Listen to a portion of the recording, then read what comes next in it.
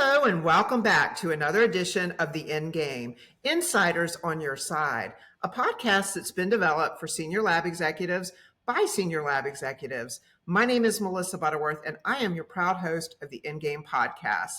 I am so excited about our guest today, somebody that I have known for several years, and it's just such an honor to have him on our podcast today. And the topic is going to be on fire. Like, I am so excited about the topic. Welcome, Mr. Brad Bostic. How are you, Brad? I'm doing great, Melissa. Thank you so much. I'm fired up to be on the podcast with you and appreciate the opportunity. Yeah, no, thank you so much. I usually like to give a little fun fact about our guests, and it's funny because I don't even think I asked you for a fun fact before. But why don't you share with our audience kind of like maybe a little fun fact, something that they may not know about you? What do you say, Brad? Sure. Yeah, well, I'd say outside of working on making healthcare more personalized, I enjoy snowboarding. Oh, And I actually started snowboarding. This will date me, but I started snowboarding in 1987. I was just a little kid, and it was back when that was a brand new concept. And so fast forward to now, it's obviously become a very mainstream activity. And this past year, I have a group of guys that I get to go on an annual guys trip with. And we went up to Revelstoke, Canada, and went hella skiing. And I was the one snowboarder in the group.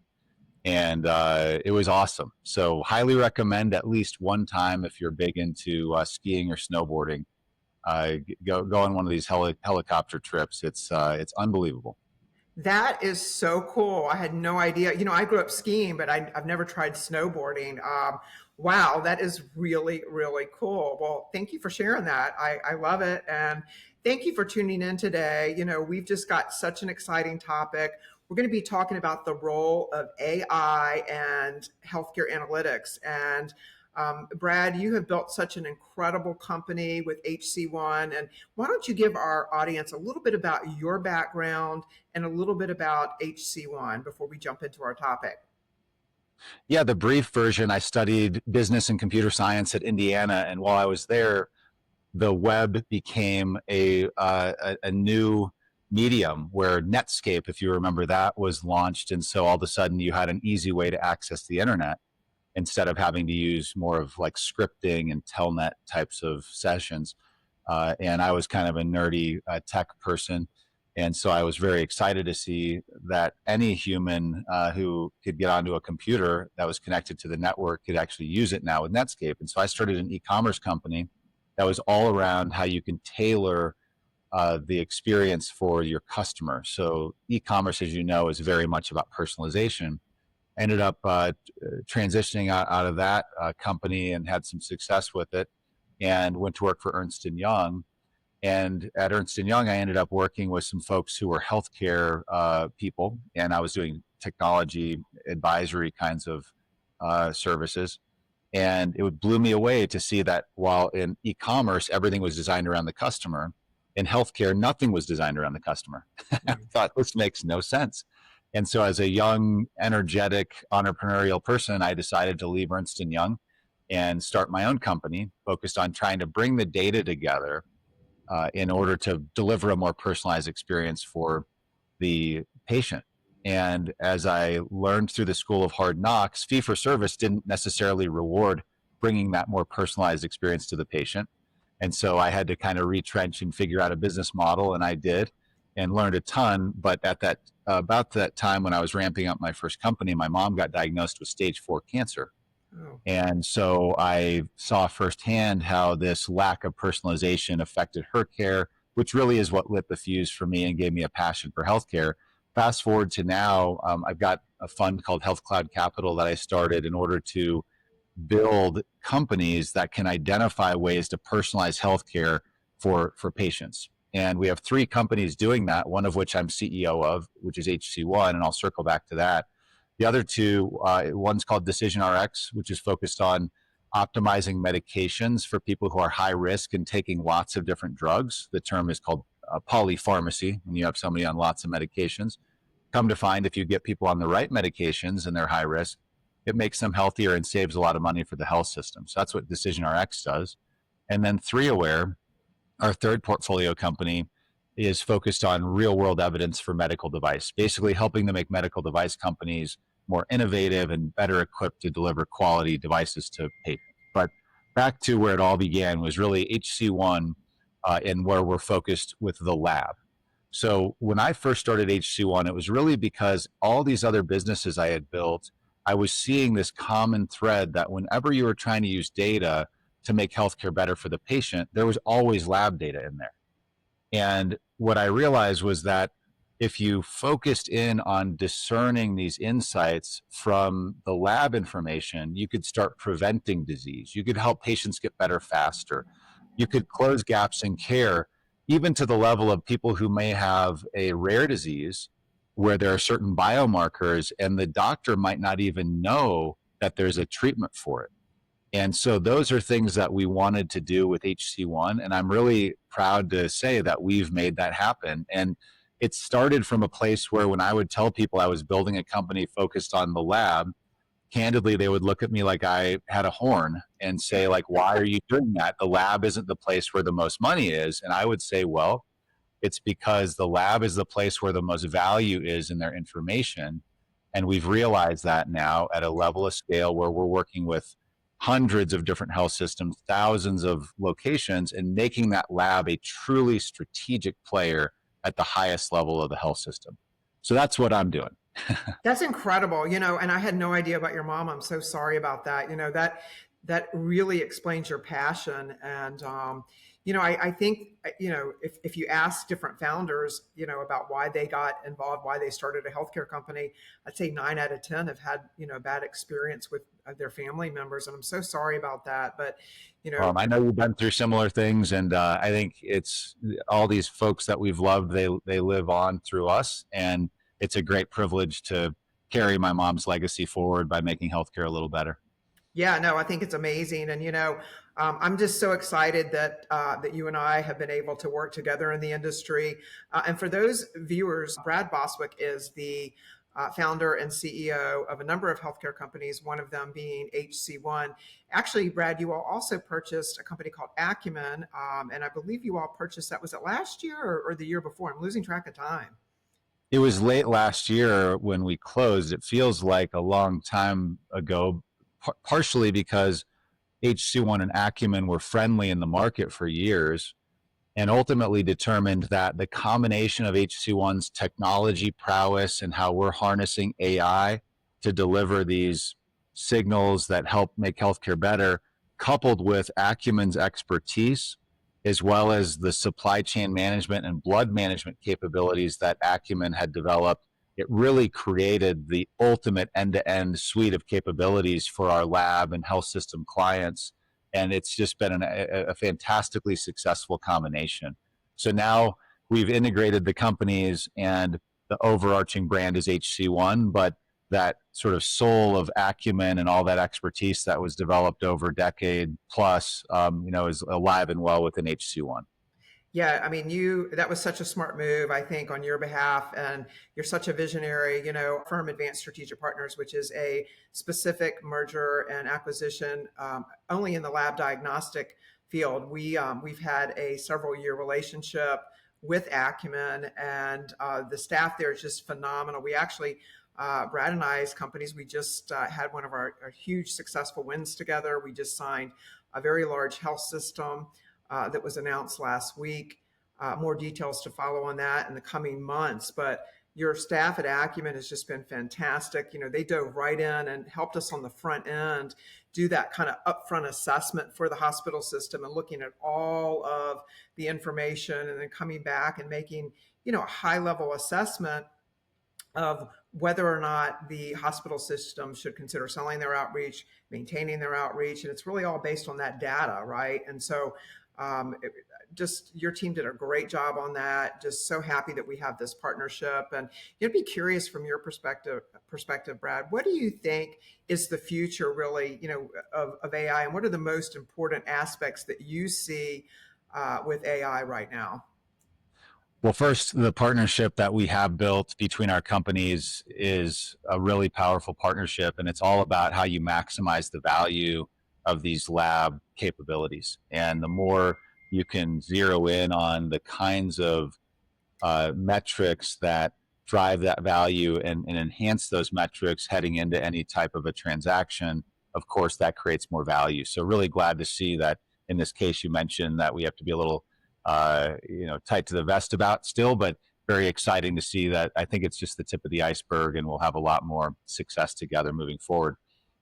So back to the question, if you look at healthcare and you look at this issue of how you make it more effective, healthcare is way too expensive. We are bankrupting the United States of America based on the amount that we're spending on healthcare. And that's like not an exaggeration. There's got to be some better way. And the only way to truly make healthcare more cost effective is to help people be healthier. And there are a couple of things you could consider when I say that. One is, let's get everybody to be on a great exercise routine and, eat perfectly and those sorts of things. And, it's like if you go back to the early days of SNL, do you ever remember the episode where Madonna was on it? And it was like the Wayne's World guys were trying to hit on Madonna. And Yes. she was like, yeah, we might get together, and also like monkeys might fly out of my butt. Like there is no situation where everybody's all of a sudden going to have this perfect lifestyle and exercise and all that. So then the question is, well, what can you do though that's more achievable? And certainly one of the things you can do is better leverage diagnostic insights in a proactive way to help prevent disease, to help get ahead of the curve. But there aren't enough humans that are expert enough to go comb through all that information. The doctor has 7 minutes with you. Typically, they're only running tests maybe for an annual physical, or because you've shown up at the doctor's office or the emergency room with some kind of acute issue. At that point, oftentimes it's too late to kind of keep you out of the hospital, because that's when you start having these huge expenses. So with respect to using AI, just putting it in very practical terms, you hear this term generative AI, you hear a term agentic. These are all kind of fancy terms that aren't that hard to understand if you just simplify it. Generative AI, it just means that this is a smarter type of technology than like a predefined algorithm that just does a certain thing over and over. So generative AI continues to get trained and smarter based on the data that you're feeding it. And then when you say agentic AI, it really means that you're creating very purpose-built agents using AI that solve a certain problem. So in the case of what HC1 has created, we have really taken our underlying data platform, which is a natively designed cloud-enabled secure platform that's managing massive amounts of data. And we've started to agentify all of these capabilities that previously took a lot of humans, and where there weren't enough humans on Earth in order to do all of this work. So a specific example is closing gaps in care within a healthcare system requires that you make sure two things happen. One, that individuals going through their health journey are getting the appropriate testing at the appropriate time, which sounds like an obvious, easy thing. It's not. It's the plethora of testing you can provide and the specialization that's needed for each individual is something that can really unlock a maximum amount of value, but it takes a lot of effort. And so we have an agent that allows you to automatically know where you've got individuals that should have additional testing, and also where you've got individuals that are showing signals that say, hey, you might want to engage them in some type of a care pathway where they're either being diagnosed with an illness or they have something that might be percolating that could be bad down the road, like chronic kidney disease, for example. The signals are in the lab information that tell you who's going to develop chronic kidney disease, but there aren't enough clinicians to be combing through and seeing all of those signals all the time. Also, you think about the people who don't necessarily have follow-up testing for things like if they're pre-diabetic, for example, and how you can manage that and keep it under control. So using an agent or agentic AI focused specifically on these gaps in care all of a sudden you can be surfacing to the clinicians and the care teams who they should be focused on in order to get ahead of the curve and make them healthier. Then the other side of that gets into more what medication therapies are they on, which is where we're addressing that issue with DecisionRx, another one of our companies. But in summary, AI holds this promise to make it so it's like you have unlimited number of the smartest possible people surfacing to the clinicians what needs to be done to make patients healthier. Isn't that cool? It's super cool. I mean, it's mind blowing. It's amazing. I have a friend who is a chief medical officer of a very large health system, and he actually has a patent on a AI tool that he created that, goes into the emergency rooms and actually can predict how the patient that shows up is going to die, what they're going to die of if you don't do A, B, and C immediately. And it's pretty unbelievable. And he's used all this information, including lab and pharmacy, and every single bit of information on this patient compiled into one through using this AI. And it's just mind blowing to me. I mean, I'm curious from your perspective, how are health systems adapting to this shift towards value-based care models? I mean, how are you seeing them react, and how are they adapting? Well, that's a major shift that you just mentioned, which is value-based care. And we're going to live in a world that has some combination of fee-for-service and value-based care, certainly for our lifetimes. I think it's tough to ever get to the point where you could fully manage things from a value-based care perspective. But we are seeing a substantial amount of movement toward value-based care models. And just for the audience, if you're not as tuned into that, and I do meet a lot of folks in the lab space that aren't really as dialed into value-based care, when they talk about it, they feel very confused about or confounded about how it is that value-based care could be used in the lab space. And because you're running tests that are ordered by doctors and you're getting paid for the tests that you run. And what I would suggest, and we're seeing this already happen today, is that if you flip upside down the idea of what the lab is providing from a testing function for doctors that order tests, and think about it as how you're going to identify who is developing what disease or who ultimately has a certain disease as early as possible, the impact of that more proactive approach to diagnostic testing and looking more holistically at what these signals and lab values can tell you, it actually allows you to start showing that the lab isn't just a cost center that provides a certain type of service into a doctor. It's actually the fundamental information that drives the entire cost structure of the entire care delivery value system within the health system, which is, we're talking now about massive numbers that go to the very highest level of the health system, to the CFO. For me, value-based care has a lot to do with diagnostics, making it effective. And in the value-based care model, the doctors, typically it's the primary care doctor, is set up as like the quarterback of care. They get big bonuses when they manage care to prevent disease and keep their patients healthier, versus the fee-for-service model where you're getting paid more for the more procedures you do, and frankly, the sicker your patients are. So I Yeah. think AI actually, coupled with this concept of shifting to value-based care, gives the lab an opportunity to play a showcase role across the entire healthcare system, and not just being this sort of thing that was buried in the basement. Yeah, no, that is an excellent, excellent point. And, I really appreciate you explaining that. You just kind of like dumbed it down to even where I could understand it. I got to be honest with you, it gets super, super confusing, right? It can be. And, I'm curious, Brad, how is HC1, how are you leveraging the AI, and how are you leveraging that to transform lab operations and ultimately, patient care? Yeah, so operations is another key part of all of this AI shift. And it's easy to have your mind go toward these more futuristic, how do we make it so we can predict, like you gave the example of the ER admit and predicting what the likely issues are going to be. Integrating those sorts of things into care delivery can take a while. And there's a lot of, evidence-based studies and things. On the other side of healthcare, though, a lot of the cost is just in the operations. And a good example of that, two good examples. One is in your supply chain.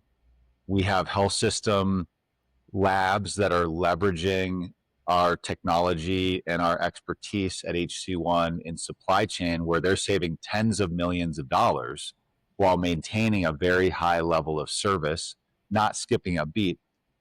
And it's because of the fact that we can zero in on benchmarking information based on a massive array of different contracts and leverage, as I was telling you before we got on the podcast here, agentic AI to be combing through all of these different factors, including how much volume of orders and results are being generated at any given time, where's that heading predictively, what's in all of our contracts, and how do we really optimize that overall supply chain end to end, saving money in the tens of millions for a health system that's very low margin, even very big health systems. It becomes a massive strategic opportunity that when you combine more focus on the right tests to improve care and also deliver on the promise of the most advanced diagnostic testing, and also you reduce the costs in supply chain, you unlock this significant improvement in the overall financial performance of the healthcare system, which is an incredibly important thing. Another area that we really zeroed in on is blood management, both from the standpoint of optimizing the way blood's utilized, where you don't overutilize. As it turns out, when you overtransfuse somebody, it's very dangerous. It can really hurt the patient. And we have amazing expertise and technology to help enable that. But the other thing is, if you look at a gap in care that's massive, a lot of people show up for surgery and they're anemic. And when you show up for surgery and the OR is booked and the surgeon's ready, if you're anemic, you get a transfusion to fix that immediately. That opens you up to a lot of risk. It's very costly for the health system. We have a whole system that allows you to close that gap by giving a simple series of infusions well in advance of the surgery. So you show up not anemic, you show up in a way where you don't have to have a transfusion. So I think it is important to realize even things like how you go about sterilizing the rooms across a given healthcare system and how you prevent and deal with infections. Those are things that are more like ditch digging relative to the futuristic, how do you make everybody live to be 150, but they save a lot of money, and we need to save a lot of money in healthcare right now. Yeah, no, that's fascinating. Brad, what do you think, if we've got hospital systems that are out there listening to this, what are some strategies that these healthcare organizations can use to scale the innovation across complex, diverse systems? Yeah, well, I think everybody's giving lip service to AI, and I can legitimately tell you that I started my first AI oriented company in 2005. So I've been around the hoop doing this for a long time. And it's really exciting to see how powerful these capabilities are today. But it's also the case that there's just a lot of work to do to handle the regulatory side of healthcare as it relates to truly putting AI, like you think about the God model that is like the ultimate doctor in the AI machine. Maybe someday that occurs. There probably will be a substantial augmentation to the way that we get information and get diagnosed based on AI in the future. But today, I'm a big believer in anything where you can do reinforcement learning through human feedback, or RLHF, which is a specific AI construct whereby you're leveraging the technology to basically make the clinicians like bionic, where they can know where to focus. They have the best information at their disposal. And then the individual, though, the expert, is still guiding the care. Now, what I would suggest, though, in terms of any healthcare system that wants to execute a strategy leveraging AI, is start with some very specific thing that's going to have a big impact on your overall performance, but that's very manageable. In other words, don't bite off more than you can chew and then end up with something where you've got drift in your model or whatever. That people talk about these things like hallucinations. Basically, it's just saying your model that you use to power your AI initiatives, it's going to be as smart as the knowledge base that's feeding it. And like the cool thing about if you go on ChatGPT, you could ask it anything you want, and it's going to give you an answer most likely. And it's not always right, but it always sounds sure. Yeah. And that's fine if you're asking like who's Justin Bieber dating, but or married to or whatever. But if you're asking like what do Right. I do to treat this person with heart disease or do surgery, that's a much bigger deal. And I think also starting with an operational opportunity where it's solving something like I mentioned, how do you approach patient prep for a surgery to make it so that they're not anemic?